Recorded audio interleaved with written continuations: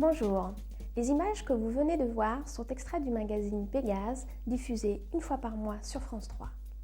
Vous pouvez emprunter l'enregistrement intégral de cette émission au centre de ressources. Et maintenant, comme à notre habitude, un petit coup d'œil sur les chiffres.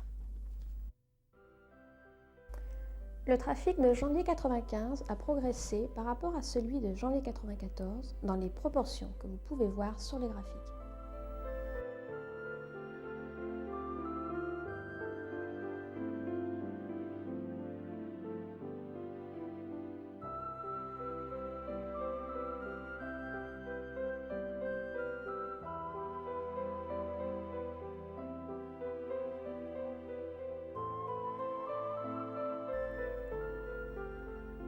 Passons maintenant au sommaire de notre magazine.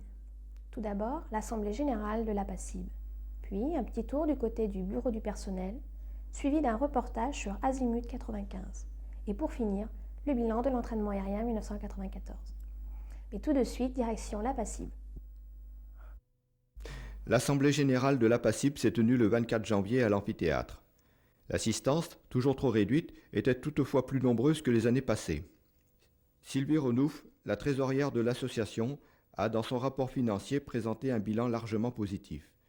Ceci est dû pour une grande part à la rétribution des stages organisés par l'APACIB au bénéfice de professionnels thaïlandais, pakistanais, turkmènes et kazakhs.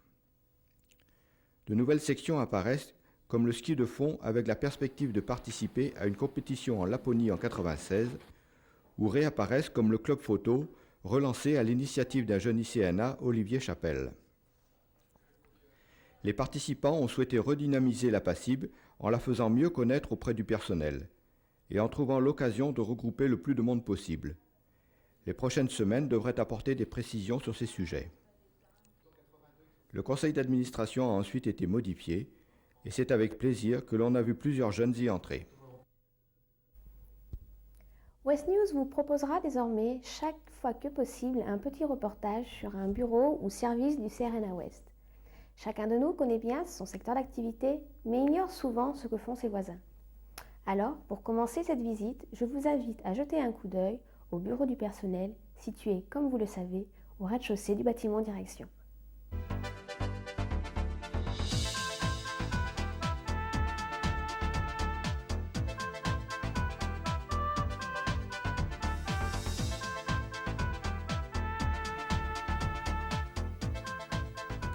Je vous présente le bureau du personnel qui est constitué de 3 personnes. Anne Jacolot, Martine Fouquet et moi-même chargés de l'encadrement de la section. Le bureau du personnel est essentiellement chargé de la gestion courante des dossiers de personnel, gestion administrative des dossiers, gestion des prestations familiales, gestion de la paye, suivi des problèmes particuliers, etc. En tant que chef de section, je suis principalement chargé de la gestion des primes des corps techniques, des frais de changement de résidence et de l'évolution juridique des statuts. Bon, Jacques vous a dit en gros ce que l'on faisait donc au bureau du personnel. Je tiens à préciser que l'on s'occupe donc des heures de nuit, Marie-Christine et moi, que nous délivrons donc les cartes de service lorsque les agents donc arrivent dans le centre ou lorsque les cartes de service sont périmées. Et nous délivrons les bons d'émission Air France, mais pas les bons d'émission Air Inter. Là, il faut s'adresser donc au secrétariat direction. Et nous délivrons aussi les bons SNCF auxquels vous avez droit, c'est-à-dire un par an.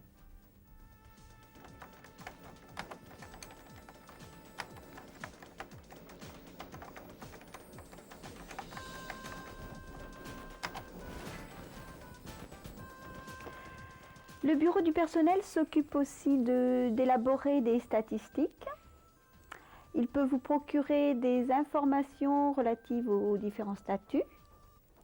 Il s'occupe aussi de l'organisation et du suivi des élections pour le renouvellement des CAP.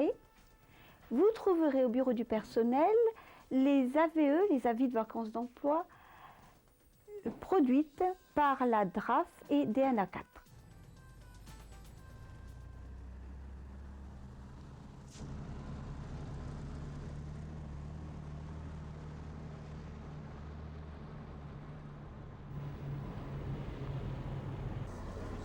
Tu veux, mon copain? Vous êtes filmé.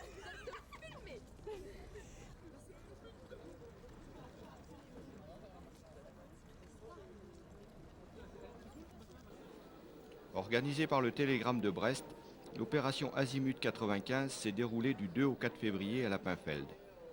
25 000 visiteurs, principalement des jeunes, ont découvert les stands des écoles et entreprises diverses venues leur présenter toute une gamme d'orientations professionnelles. L'aviation civile et l'ENAC étaient présentes et les agents du CRNA Ouest se sont succédés pour présenter aux étudiants finistériens les perspectives de carrière que nous leur offrons. Vous remarquez des questions qui reviennent souvent dans la bouche des jeunes intéressés par les métiers de l'aviation civile? Oui, il y a des questions sur les difficultés du concours, à quel niveau il se passe, les salaires durant la formation, à l'issue des concours. C'est ce qui revient globalement. Des questions pratiques, quoi. Oui, tout à fait.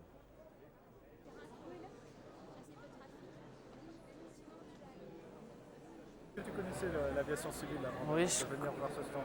Oui, je connaissais ça depuis quelques années. J'ai un ami qui a fait contrôle aérien et donc ça m'a intéressé déjà pour le prix des billets d'avion, s'il peut être réduit. J'aime bien voyager, tout ça. Et puis je suis intéressé en physique, chimie, maths. Donc je pense que c'est ma filière. Et donc justement, quelle filière ou quelle formation de l'aviation civile t'intéressait a priori? J'aimerais faire contrôleur aérien ou pilote. Selon mes possibilités, on verra. Et les raisons principales qui te tiraient vers cette formation? Les salaires sont assez intéressants quand même. Et puis, je trouve que c'est quand même un métier qui a l'air sympa. Donc,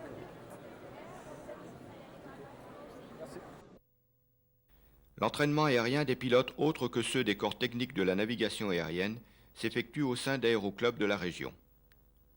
En ce qui concerne le CRNA Ouest, l'entraînement se fait principalement sur les avions de l'aéroclub du Finistère, basé à Brest-Guipava. Sur la centaine d'agents concernés, 81 étaient autorisés à y pratiquer l'entraînement aérien en 1994.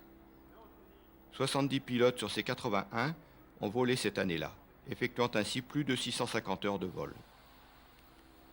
La répartition selon les corps est très inégale, puisque 84% des pilotes sont ICNA, le reste étant réparti entre les IESSA, T2EAC, IAC, I2EAC et les gendarmes de la GTA.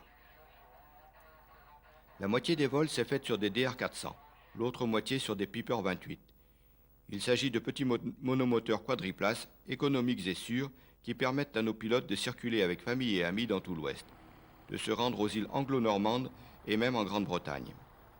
La gestion financière de toutes les heures de vol effectuées à l'aéroclub du Finistère est faite bénévolement par Hervé Roignant et Patrick Olivreau. Elle représente un gros travail et de lourdes responsabilités, avec la manipulation de sommes totalisant 431 000 francs en 1994, représentant d'ailleurs une augmentation de 16% par rapport à 1993. Le circuit de l'argent est compliqué.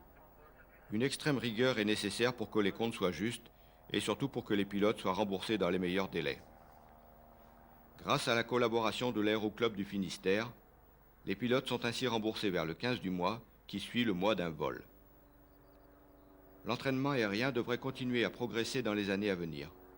En effet, conformément à leur statut, les nouveaux ICNA arrivant de l'ENAC sont maintenant brevetés. Et l'on peut espérer qu'ils continueront ici à pratiquer leur activité. Ce magazine touche à sa fin et avec mes collègues de West News, je vous dis donc au revoir et à bientôt.